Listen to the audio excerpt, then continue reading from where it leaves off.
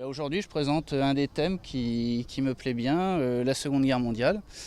Alors le but, c'est de rappeler ce qui s'est passé à travers ce conflit pour les soldats qui l'ont traversé et également les civils qui l'ont vécu.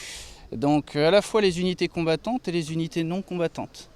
Parce qu'il faut savoir que derrière les unités combattantes, on a tout un personnel qui ne combat pas et qui est là pour améliorer l'ordinaire du soldat, donc lui monter ses tentes, lui monter ses lits, lui fournir de quoi se nourrir, lui remonter le moral, notamment le rôle de l'aumônier. Ici on a une aumônerie qui est reconstituée.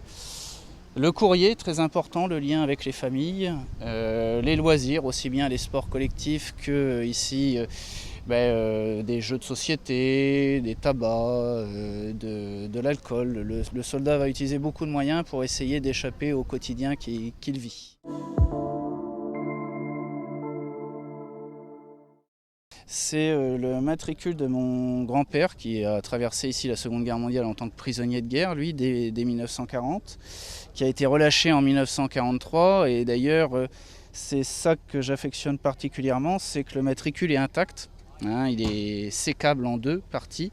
Et quand on passait à cela, ça voulait dire que le soldat malheureusement était décédé et qu'on a conservé une partie, l'officier en charge en conservait une partie pour faire le décompte des tombés au feu.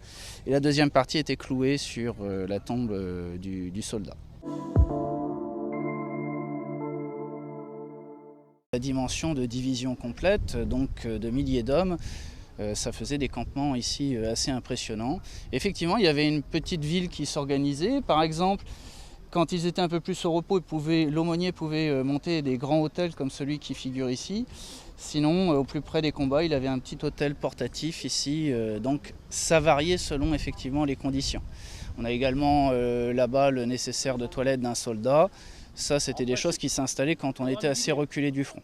Très content ici de véhiculer la passion, d'établir un contact aussi avec les visiteurs qui vont venir déambuler dans le camp. Ça va remémorer des souvenirs pour les uns, parfois douloureux malheureusement. Et puis ça fait le lien intergénérationnel parce qu'il ne faut pas oublier que si on vit dans une relative liberté, c'est quand même ici souvent au sacrifice, notamment des forces alliées qu'on le doit. Donc c'est bien de s'en souvenir, de ne pas oublier tout ça.